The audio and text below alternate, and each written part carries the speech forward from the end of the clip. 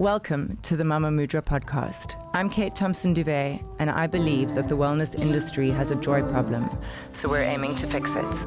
This podcast is where we bring in experts to challenge beliefs and tools to feel good, stay consistent, and build a life that works. Because in this community, joy is the new performance metric.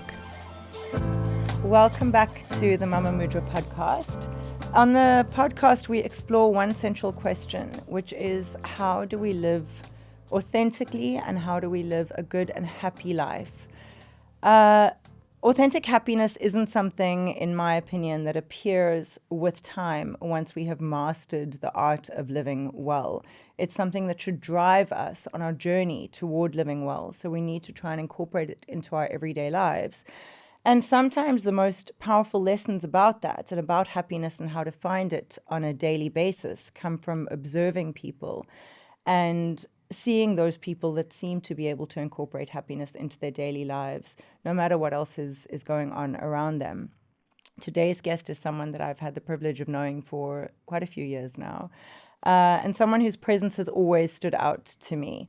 I've watched him in various circumstances. I've seen him at parties, I've seen him DJ, I've seen him at events, I've seen him in boardrooms, I've seen him in podcast studios, and many different spaces.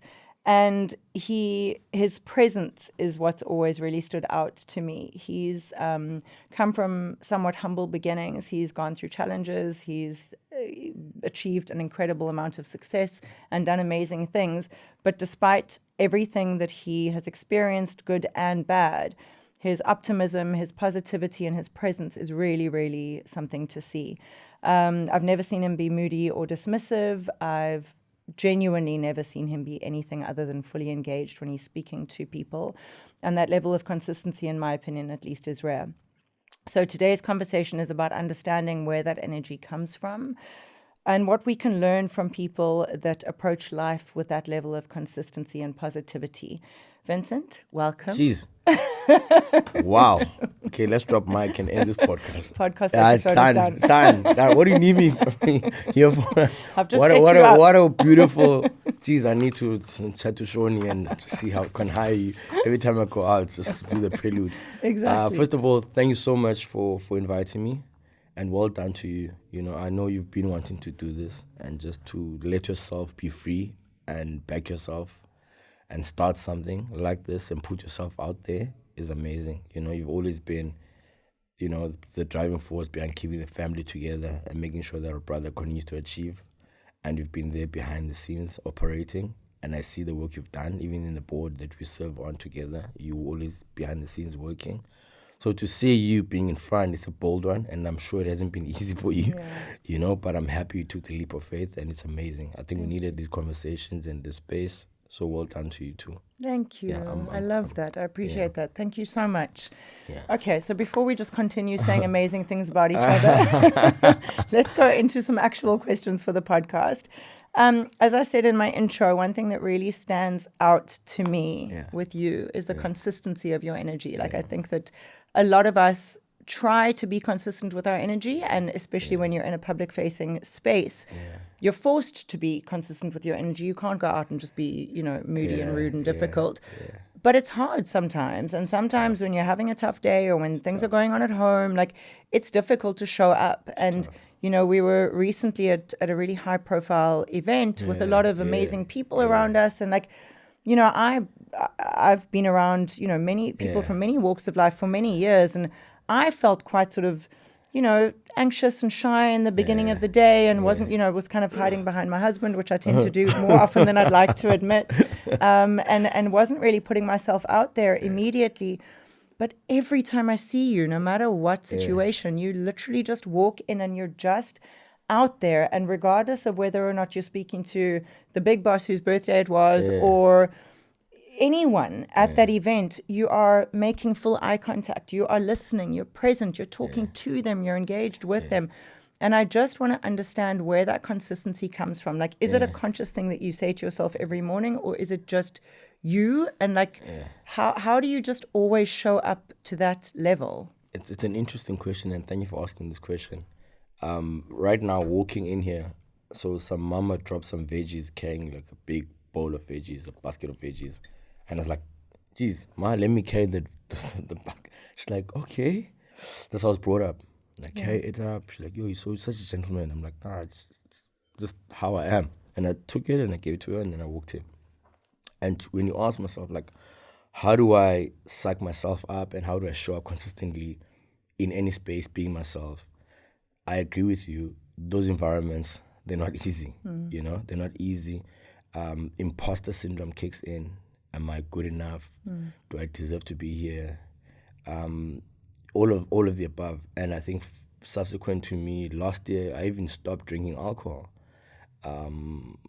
Last year, towards the tail end of the year, like October, because I was like, I want to be fully present. And funny thing is, people don't know that I started drinking at 27. And when I started drinking, it was the being exposed to this industry and being overwhelmed in spaces. I needed something to help me cope, you know, because it really gets overwhelming, you know. So I still go through the emotions, you know, but I really talk to myself all the time and tell myself I deserve to be here. It's by God's design, it's ordained that I'm here, and I'm here for a reason, and I'm adding value, you know. And also I think I'm always super aware that every day is a gift, you know, and it's not guaranteed that I'll be here tomorrow or the next person will be. So I want any interaction that people have with me to leave a pleasant experience, you know, and what I can control is my energy, and I have no control of how people receive it or not, you know. So I always look at what is in my control, what can I influence, what do I not be remembered for in every interaction. So I'm so present in that and so intentional. And I think also raising kids has really taught me and inspired me and encouraged me to be much more intentional in environments, to say, hey, you don't know who's watching, you don't know who's looking, I don't know how crap of a day they're having, how crap of a life they're having, you know. And with you oozing your confidence and your charisma and your energy, it might be the conversation they needed. Totally. You know? So Totally. I try to be super intentional, Katie, because we need each other in life, you know, and we all go through something. And I think if I can leave an imprint in someone's day or life, it takes nothing away from mine. And there's also a big part of fake it till you make it, you know. It's Sure. like you show up in a space, and if you're telling yourself that you're the shit, sorry, even though we've just been told we shouldn't be swearing.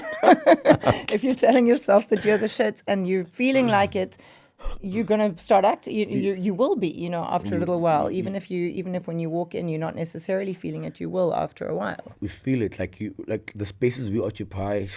Talking about the event we went to,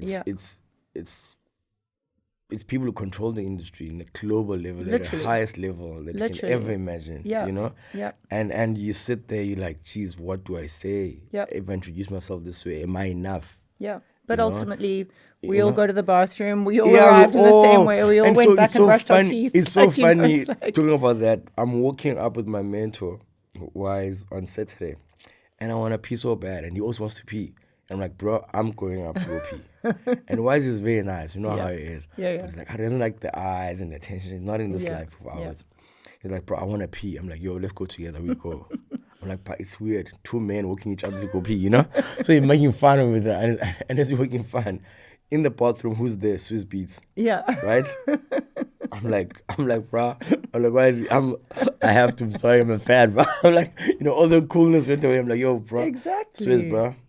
Forgive me in the bathroom, but I'm a fan, bro. You know, and I appreciate your work. You know, to stand for in culture. You know, kicked it to Swiss Beats for like now we laughing together with Swiss. He's telling me his name is Sizwe. He's got an African name. Now Wise is there. Now he's taking pictures of us in the bathroom. You know, so but I'm saying that one thing that one of my business partner taught me ages ago. He told me like, closed mouths don't get fed. Yes. Yeah. You know? Yeah. So these are human beings. These are people. Exactly. You know? Because when we walk as well and we grace these stages and spaces, also people feel some sort of way when they see us. Yeah. You know? So I just understood that we're all human at the end of the day, to your point. So we had an amazing conversation with Suez. We spoke about a lot of different things, you know? And it's a memory that I now have because I was like, you know what? Let me go to the bathroom. Let me speak to this guy. And he's human, you know. Exactly. Same with Dave. I'll tell a story with Dave, your friend Dave, funny enough. We as I'm walking to the bathroom, funny enough, and I see him. I'm like, yo, bro, I love your work. You know, and Isabella, Greta, amazing, great energy. We chatting. And as I go up, he called me back. He's like, yo, bro, I just want to say thank you for touching my hand before you pee-pee.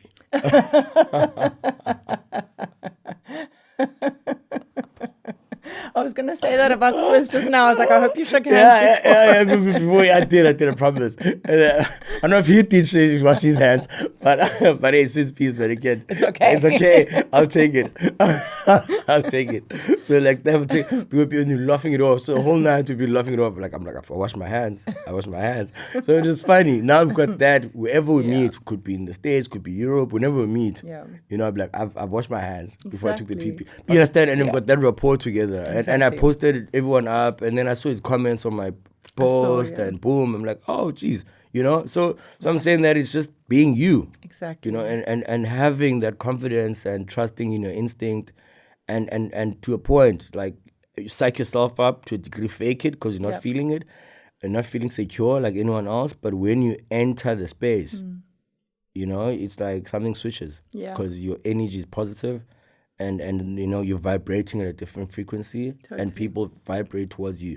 Because only to be fair, the emotions you're feeling, you're not the only one feeling them. Yes, exactly. That's what I realized in those rooms. We all feel the same thing in those rooms. You know, just some manage it better than others. But we're all feeling it. Yeah, totally.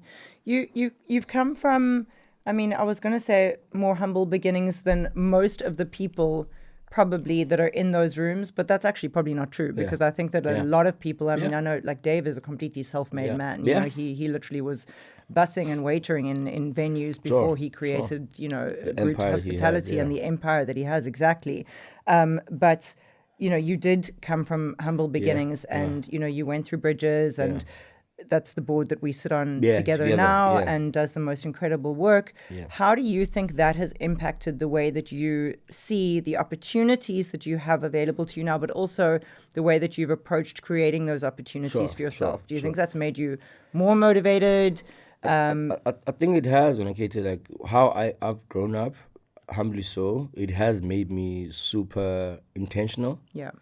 I think growing up, there's different levels, you know. Even though I grew up in a shack, I was raised by my gran. No one worked at home for some time. I grew up being a taxi conductor, washing taxis in a taxi rank, you know, for 5 years. I was struggling. It was tough, you know. But even in that situation, I was better than someone else. You know. And also always say to people that, you know, I realized early on in my life that my back was against the wall and there's only one direction that I could go. I'm already against the wall. So the only way is to go forward. And, you know, with the same vigor, the same aggression, the same, you know, enthusiasm. So, you know, and I also, what I really am grateful for, Katie, from a young age, I've always believed in creating spaces.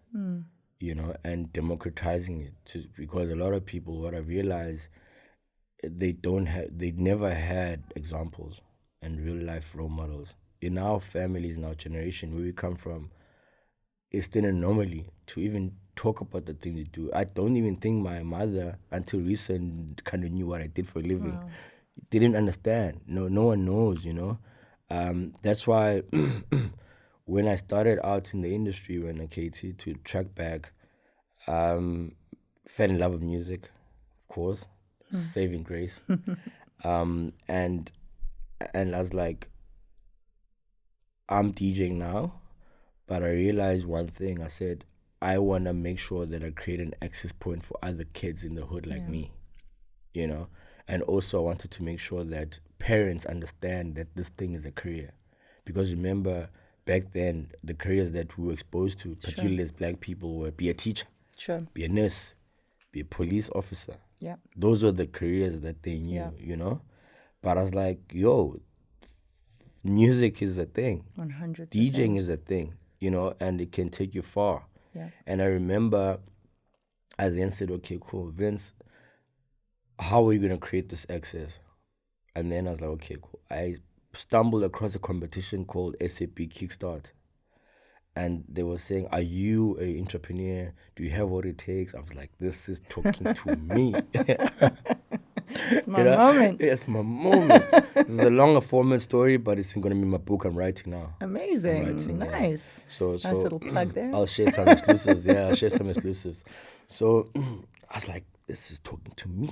And then when Katie, I applied for this competition, Katie, with this idea. And I got called and shortlisted. I went for rigorous process, interviews, went for training, Katie. While I'm doing that, parallel to that, I then go to Soul Candy. Yeah, Harrell, yeah. I'm like, Harrell. 38. I had lunch with an amazing guy. Back then, I'm like, Harrell. He's godfather to our kids. Really? Yeah. Amazing. Sean and Harrell grew up together. Amazing. Call Harrell. Like, Harrell, bro, I want to do this, that. He's like, and he's very supportive. I was like, yeah, do this, do that, do that. And Alan used to be the label manager at the time. Back Kid then. Funk, Kid yeah. Funk. Good. I was like, I want to do that. And then they had a school like, yo, we're coming to Cape Town. We're setting up a school in Cape Town. Yeah. I think one of my good friends now, Blanca, was a lecturer. Yes, at some wow. point. Okay, I didn't know that. Time, Wow. was a lecturer there. And then I went and I was like, yo, Blanca, I've got this vision. Blanca's like, bro, you're starting up this thing. I believe in it, but hey, I've got family, you know. I can assist, but I'm working it. I can't leave. I'm like, no, Blanca, don't leave. Help me write down a curriculum, right? So I saw Candy at the time, Blanca, I hope they don't sue you now. But help us write a curriculum. Amazing. So Blanca, we created a curriculum. And then at that SAP Kickstart competition, I ended up winning. I won some money. I took that money and I opened a school in the hood. That's incredible. So first DJ school in the hood, and I, with my team, taught over 200 kids how to DJ. I had no idea. That's amazing. Is this before Bridges? Yeah. And then, So Val stole you right now. No. I'm joking, Val. No, Val. So I get a call. I'm this guy. Yo, I'm Valentino. I'm coming. I'm from a pista. No. Val at the time had a girlfriend. Yes, I remember his Val's girlfriend had to girlfriend when he start first opened. study Yes, the tall girl. tourism. He came to do his thesis, whatever. Yes. You know, and they heard about the stuff I'm doing in music in Khayelitsha, and they found me. Amazing. And they came to my school. Wow. And my school is where now Rands is. That was my school. Crazy. Yeah. And then when they came and they saw what I did, they're like, yo, bro, we like what you do. How do we make this thing bigger? I honestly That's didn't how know then, that's where it all started. That's when this whole started. So when the first event was, do you remember that first time that Skrillex came and there was like the panel sitting on that little like amphitheater? Was that where yours? So Skrillex, the time he then came. Yes. Skrillex came to my school. Yes. Skrillex came to my school, spent the whole day with me. Yeah. Showed him the hood. He loved it. That weekend, we then did a couch session in Langa. Yes, because I was there that day. Yes, Sean and I came, and it was like on that stage. That auditorium, the auditorium, exactly. and we all seated there with Exactly. Sipe, the young, Exactly. remember, the young kid Sipe. Yes. So that's the beginning of it, the genesis. Wow, I remember that The day genesis, so well. the genesis of it all. Crazy. So that's how far back.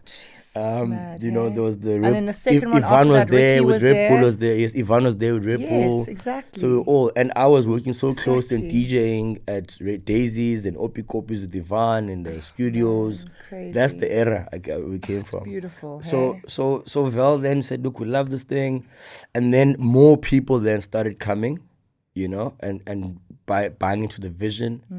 That's why 2013, when the first exchange program, I was sent over to Amsterdam, to ADE, with Black Coffee, with Sean. Yeah. We even had a panel together, Meet the South Africans. Yeah, And I remember Goldfish. him doing Yeah, that panel. yes. Those were in the days that I wasn't allowed to come to ADE yet. Yes, I was with him in that panel. We weren't married. I don't think Right. you didn't have to. No, we were married. in You were married at the 2013. time. Yeah, She's in that thing. So, He just but I didn't was bring me. I was with him in that panel. Amazing. I and remember that. Raymond Terrell. and Raymond Yes. Yes. Yes. So that's really the genesis of so Crazy. I've always then evolved and been passionate about creating spaces, be it the restaurant, the therapy, creating jobs and access for other people who want to DJ and up and comings, be it community festivals that we created for other, guys to be seen and spotted and the careers highlighted, So I've always been involved, bridges. So I'm always involved in creating access to people to say, build on my shoulders, take it further than I've taken it, be greater than I have been. No one has to know it's me involved, but I'm in the room and I'm trying to make sure that one, we create access to people who don't have, but also bridging the gap, because there's people who don't see color. There's people who have a greater purpose, that they want a community that thinks, moves, see life as they do, and because I've lived on both spectrums, that's why then I love to be in the stickiness of bridging this, building these bridges. And I feel like that, it leads perfectly into the next question, which is about you always being so present with people. But I think this is probably the answer. That's probably why, because you're always looking for an opportunity to create spaces, because you genuinely are, it's like, you obviously are wanting to always uplift and offer people opportunities. And in order to do that, you need to always be that present and understand who you're talking to. What is the opportunity here? What do they need? How can I help? Yes. And it's such an amazing gift, but I find that it's one that a lot of people don't have, because we're usually so focused on what it is that we need to get out of it. What do I want to say? What am I thinking? What can I add value?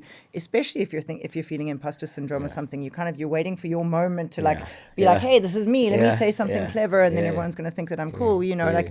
But I find that you genuinely, and that's why I wanted you here today. One of the reasons, you genuinely listen. You genuinely engage, it's a really, really incredible quality. I don't know if you realize what an incredible quality it is, because very few people have it.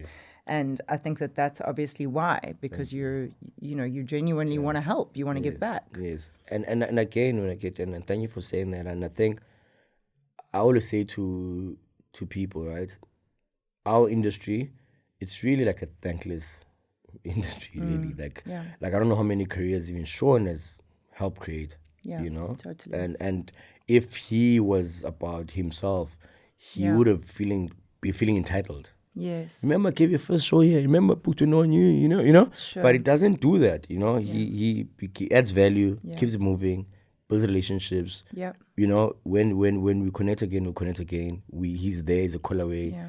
People are call away, and they love him for him being him. But if he was entitled, he'll be saying, he'll be calling 50 people that I know, top of my head, that he's helped up, But he doesn't do that to be seen, to own them. He wants to empower them. And that's something that you can see actually is becoming, it's quite prevalent in like the industry leaders. Natsi having DJ influence at his party. It's priceless. Everyone is talking about that kid today. It's an 11-year-old kid that was DJing at Black Coffee's birthday party on Sunday.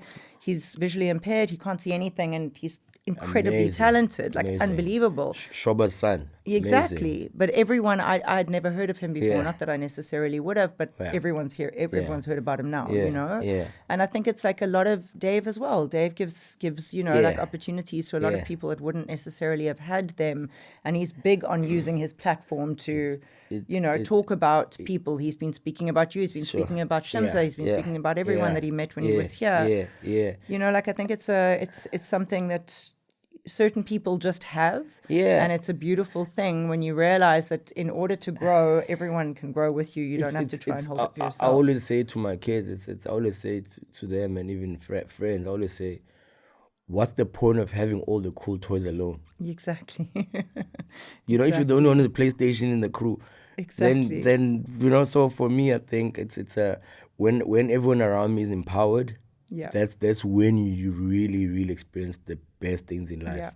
Yeah. When we all can. Yeah. And I believe we all can. So, and also, what's the point of accumulating things and things and things? We're gonna leave everything here. Yeah. But people never forget how you made them feel. Totally. So speaking about the way you walk into a room and sort of talking to yourself and sort of preparing yourself and getting yourself to that level of energy that you want to project when you get into that room.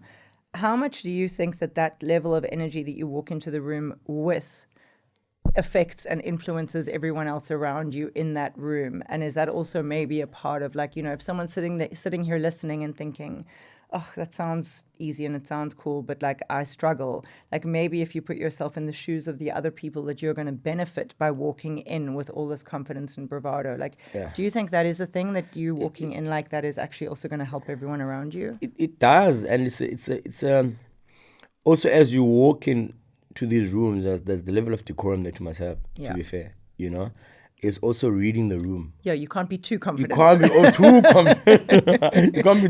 You can't be overly confident, Exactly. You can't be overly confident. Down, Vince, You can't be overly cheerful. You can't be overly, zealous, Loud. loud. You can't be. So there's a level of finesse. Yes. Yes. And I think with time, experience, and maturity, it's things that then you can't be taught. Yeah. To be fair, it's environments you walk into. It's emulating people's behaviors that you look up to. Yes.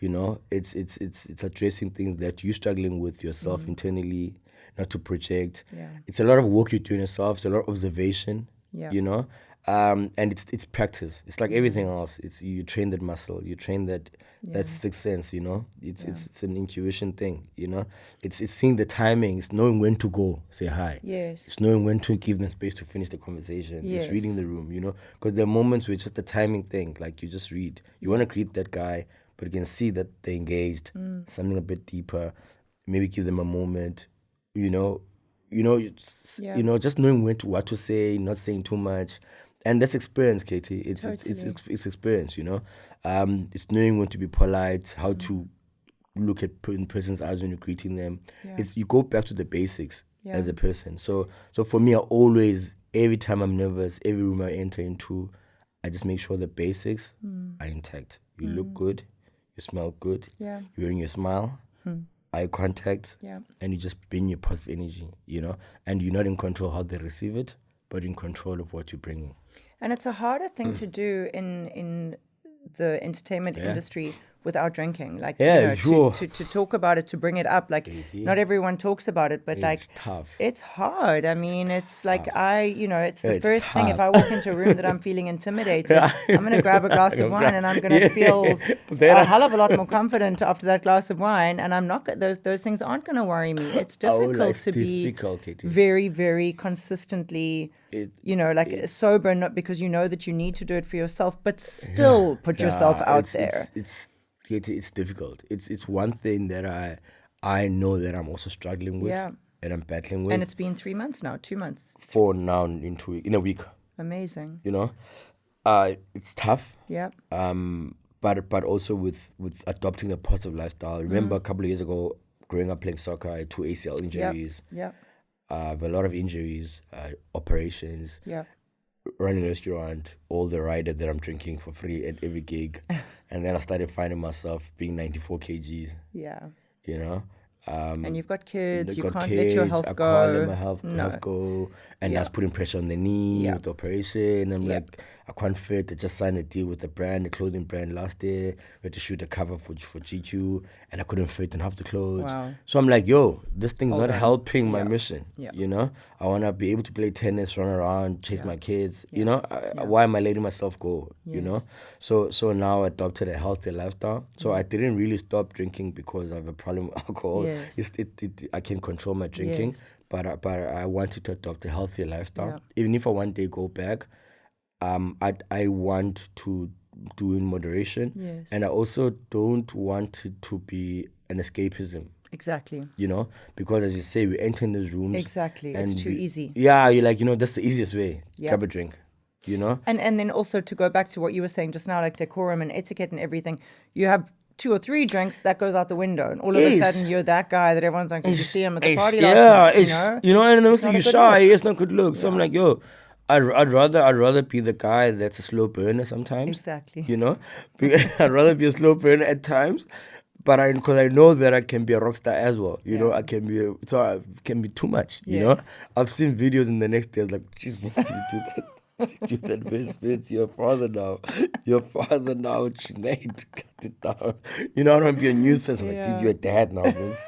Is that you? You know, I've had videos. I'm like, yeah, I've had videos. I'm like, yo, the next phase of my life, what do I want to be remembered for? Sure. What do I want to come across as? What do you want to be perceived? You know, Yes. and every day and every decision I make at night, socially, on social media, physically, you know, how do I carry myself? And that needs to be consistent. Yes, I must have Absolutely. fun, but I need to control. Especially if you're mentoring people as well. Yeah, You're not going to know, look up to someone that's throwing their, you know, a insults rock around star every night, all you the know. time. There's a balance, there's a time for everything, you know. Exactly. So even if I go back, I like being in control spaces, like the barbecues and bars you always have. Yeah. They're nice, they're controlled, they're safe. Exactly. I want to go rock there because Exactly. there's a room there, you can send me there to go sleep, you know. I want to be in those spaces where I'm safe, you know, and there's a level of, sometimes when you drink too much at times, in environments, you do too much. Absolutely. Because especially when you use an escapism, you're trying to mask the shyness. Exactly. Then you're going to exceed it because you want 2-3 things, want to drink more. So you can get there quicker. Let me get there quickly. to that level, and I can, at the level. And then you exceed, you know, the quota. Yeah. And once you tip and exceed the quota, you can go late. south. Yeah. You know? So I've like, now where I'm at, I'm like, health reasons, definitely. Fitness levels, I want to just take them up a bit more. Presence of mind. Yes. And just intentionality in spaces I'm in. And also like working on my confidence more. Totally. You know, and insecurities more. So I'm just literally just confronting areas of my life where I know I'm struggling. It's amazing. It's such a common thing, and not just in the industry. It's just in, you know, I talk about finding wellness and finding happiness and blah blah blah, and like, you know, but it's such the general levels of insecurity that we all feel, no matter how much we've achieved, no matter what things look like from the surface. And it's so easy to overcome that with a glass of something or a shot of something. And that's also, you know, I was thinking about that on the weekend watching you, thinking like, you know, it certainly wasn't a crowd that over consumes at all. Everyone keeps themselves together, but still everyone was having a couple of drinks. There was a bloody 1942 fountain. You know, it's like it was flowing, literally flowing. But the fact is, you still, without the crutch of that, you know, you still you wouldn't have known if that I didn't drink. That you weren't drinking. True. You know, you were fun. You were like present, and I think it's a big lesson to teach yourself as well, just to be like, you can do it without it. You know, and you're still cool. You still had a good time. Probably better because you wake up the next day feeling great. You know, 10K. Exactly. It's really important. And I remember you guys called me self-assured. Even though you did try and phone me at 3:45 in the morning. Oh, I did. Oh, and I'm sober. That's the worst. And I'm like, when you call me, text me in the morning, I'm like, jeez. I'm like, Sean, I promise I'm not drunk dialing you, Sean. I'm like, I'm not trying to drunk dial your wife, please. I'm like, what's this about? And I was so embarrassed when I heard it told me, like, oh, jeez. I'm like 3:45, like, jeez. I'm like, jeez, Vince. I'm like, jeez. Do you love Kate that much? Like, Siri. Sorry, Kate. In case my phone loves you that much. 3, 4, 5 a.m. Like, Vince, are you okay? After part, I'm like, jeez. And I'm sober. I'm like, imagine me sober calling. Imagine I was drunk. If I did that sober, imagine I'm drunk. Exactly. So I did that. So as I said, you guys called me on. Sean is like, yo, come sit next to me and chat to you. Yes. And like, Vinny, work the room, my boy. Work the room. Yes. I love it. And I should always, number one hype man, Sean, he's like, yeah. But and sometimes he chops my head off, though. You know that he chops my head off. Yeah. Yeah, you would not. Everyone. I know he chops my head off. But like I was surely, he chops it off now. 2 minutes later, he's forgotten about that. And I'm like, we go out, we passed that. Yeah, he chops it off. He chops it off. And then he gets it off the chest. Yeah. That's why Sean, like, no, Vince, no, you can't do that, brother. You can't. Don't phone my wife again. Yes, you can't do that, man. Vince, you can't be calling me late, Vince. I'm like, Sean, bro. It's me, bro. And I was like, Vince, yes, but no, Sean. I'm like, I love him, bro. I love you, Shorty. But yeah, it's a great relationship that we form, man. I appreciate you guys so much. No, of course. So the more that you achieve, the more your responsibilities and your influence grows. You know, you've spoken a lot about like mentoring and wanting to offer people platforms and influence them positively. How do you stay grounded and authentic in the way that you deal with people, the more that, and especially considering where you come from, the more that you are so comfortable in these rooms with these kings and queens of industry. Does it get you? Do you ever like get home at night and be like, damn, check me Katie. out? Also, Katie, look, I've had brands, I've had friends, I've had people who are doing amazingly well in other territories. Josie, I would say, others abroad would say, Vince, with your energy, your mind, your spirits, you would have been worth way more elsewhere. Come. Yeah. But I was like, hey, Chance, if I come now at that time, right? Who's gonna do what we're doing here? Yeah. We need to be here. I said to Lloyd, both of us made a pact that as long as it takes, we're gonna be here to help the city move forward, right? And to help bridge the gap. And at some points we will maybe explore the world, right? But we were super intentional about that. But the challenge that I've faced, Katie, is that I'm 4 generations Cape Townian. Yeah. I'm born and bred here. The people that grew up here are less than 15 kilometers or 20 kilometers from where I live. I'm from here. And there's a level of sometimes entitlement. Yes. That's there. That, you're from the hood with me. Yeah. You're supposed to act this way. You're from the hood with me. You used to eat bread in my house. So now you owe me this much. Oh, I did this for you. There's a level of... So as you grow, it's like... There's survivor's guilt. Yes.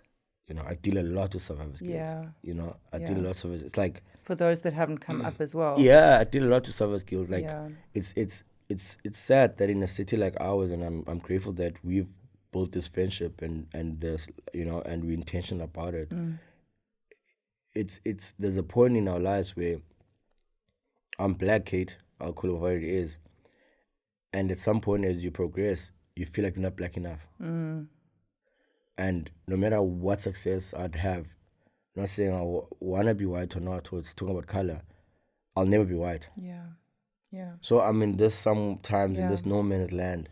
Yeah, you feel guilty for having done well, even though you're trying to help people. Yes, you get it. But then you also feel like you haven't done well enough. Enough, and it's like you get you it. have So to change to do better. thank you. So I'm always battling with that, Katie. Yeah, that's it's one thing I'm battling with where, like, then I find my tribes in people and yourselves and communities.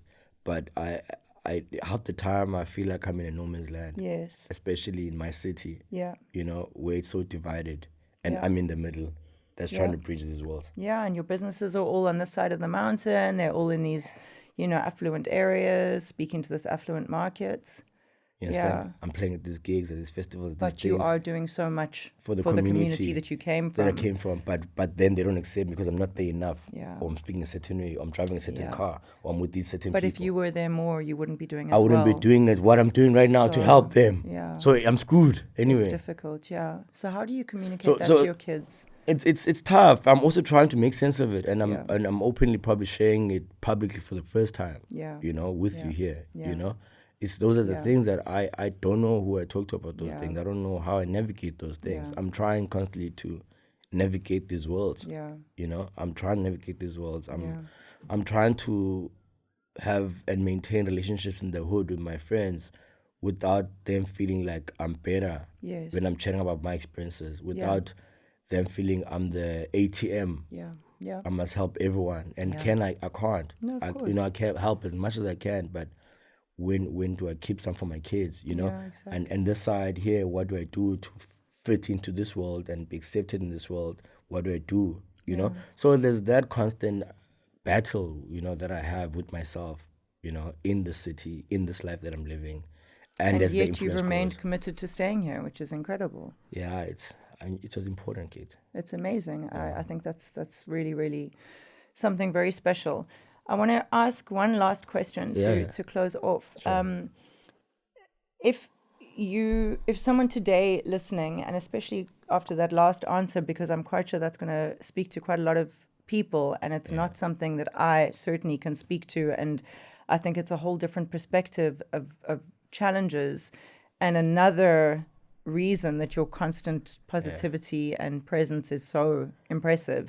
If someone listening is feeling really like overwhelmed or discouraged or just really feeling disconnected from feeling joy in their life, What perspective could you give them, especially considering everything you've just said, in order to try and retain a focus on bringing some joy into their life and, being sort of consistent with trying to be positive? I think it's definitely like there's no universal answer, I suppose, because we're all different. But I think for me personally, what I always look and remind myself of is that we all have never lived before. Yeah. We are going to mess up.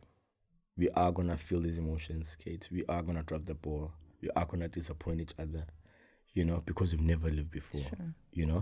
And we need to be very patient with ourselves and with each other, knowing that we're all trying to figure this life thing out.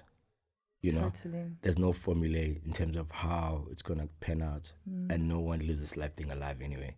So I always say, hey, man, you're still alive today. Do the best you can, learn from experiences, good and bad, and just know, man, we're going to live at some point, but make sure that you land the best punch at this thing as you can give it. Clap it hard. Whatever happens to me, I was here and I'll never be forgotten. And you too can be amazing as you can be. And you should determine for yourself, what does success look like for you? And take your time. You're a smart man, hey? I try. Thank you so much for being here. What I really, really loved about the conversation today is something really simple but really powerful, and I hope that it came across, because I think that we diverged a lot from the topic, but it's just because there's so much energy here and so much love here, is that the happiness is that we are always looking for is not in only the big moments and the big achievements.